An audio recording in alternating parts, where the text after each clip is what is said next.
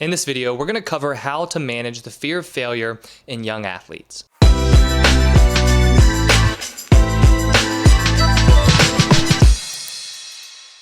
Hey there, I'm Eli Straw, mental performance coach and the founder of SuccessStartsWithin.com.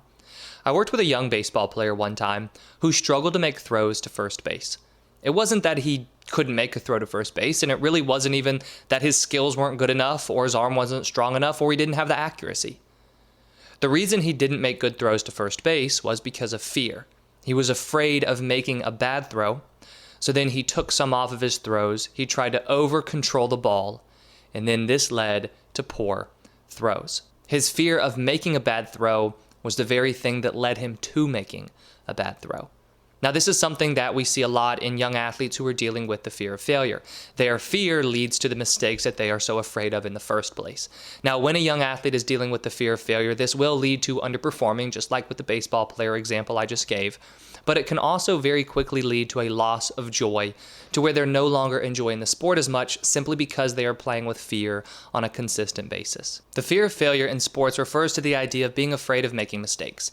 And this is something that I see among athletes of all levels, especially younger athletes. Now, when we look at the fear of failure, it's this fear of making mistakes.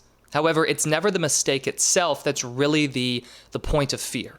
So if we look at that baseball player example that I gave just a second ago, now the baseball player was afraid of making a bad throw to first base. It wasn't the act of throwing the ball away or underthrowing the first baseman that he was really afraid of.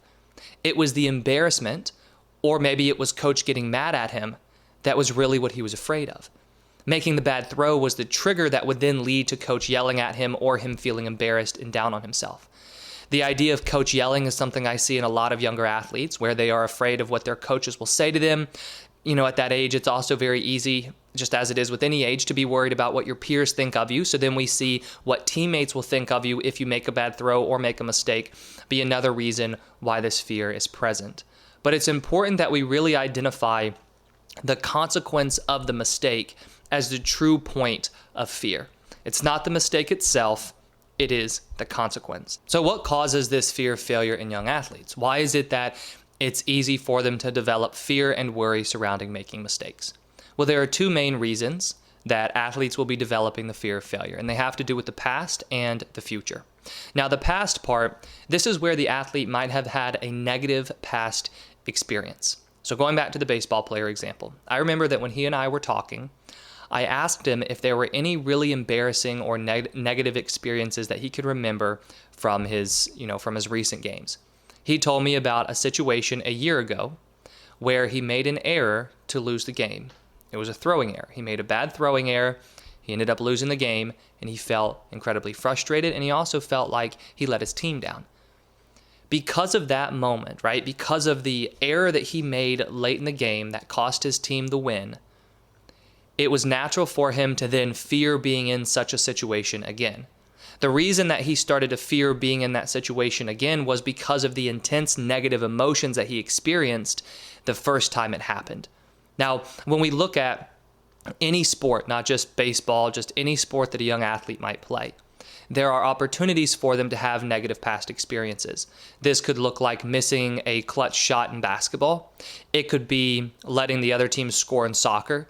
It could be having a really bad meet in swimming where you increased all of your times. Negative past experiences are the main driver for the fear of failure because when we come off a negative past experience, we hold on to that memory. And the memory is not a good one, and the memory is often accompanied by intense emotions where the young athlete feels frustrated, disappointed, and above all, embarrassed in themselves. Now, if we have an intense negative past experience, as we move forward and we find ourselves in that situation again, it's natural to start fearing what the results will be. So this is then where the future comes into play. Now, the future part will be if the young athlete has experienced a negative past moment where they made a mistake or they had, a game where they got yelled at or anything like that. It's natural to have them want to avoid that moving forward. That feeling of needing to avoid the mistake moving forward or avoid that situation, that's where they'll then develop the fear of failure going into the next game. Now, does the young athlete need to have a negative past experience in order to develop the fear of failure? No. Because the other thing with with thinking about the future is that they could just simply imagine what could happen. So they might see another teammate get yelled at, or they might just think, well, if I make a mistake, I'll get benched, or I'll get yelled at, or if I make a mistake, I'll feel badly about myself, or I'll let my parents down. The young athlete does not have to have a negative past experience in order to fear the future. They could simply be imagining what will happen if they make a mistake in the future. But those are going to be the 2 points that drive this fear. If they have a negative past experience that then leads into more worries about the future, or if they just simply imagine what that future will look like and imagine what the consequences will be if they do make a mistake and fail. Now, when we look at those two driving forces, right, the past experience and then also the fear about the future, it starts to show us where the behavioral change happens with young athletes when they play with fear. The reason it's so important for us to identify and then manage the fear of failure in young athletes is because, number one, when young athletes play with fear, they do not have fun when they play. And number two, when they play with fear, they underperform, which only worsens the amount of frustration and the lack of joy that they are experiencing. So when a young athlete is going to games day after day, they're going to practices, they're going to tournaments, and all they're playing with is fear. So they are worried about what will happen. They are afraid of making mistakes. They're playing timid. They're playing hesitantly. What do you think will happen to the amount of fun that they have within their game? The amount of fun will drastically be reduced because there is an overshadowing fear present.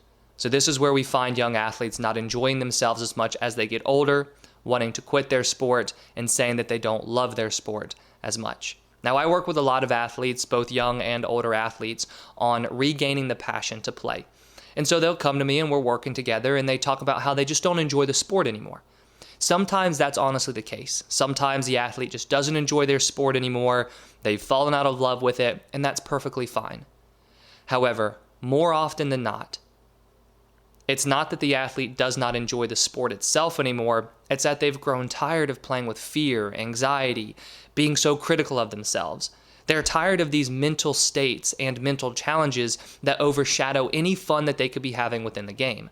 So when a young athlete is playing with this level of fear, they will start losing the love for their sport. Now, the other way that this fear holds them back, and which is also a way that feeds back into them not enjoying themselves as much anymore, is that when athletes play with fear, they play to avoid. So when we look at what drives that fear of failure, like I was talking about a second ago, we see that they might have a negative past experience that then leads to them wanting to avoid a similar negative experience in the future, or they are simply imagining what that future might look like, and then they want to avoid the imagined consequence. Now, I used the word avoid there for a very specific reason.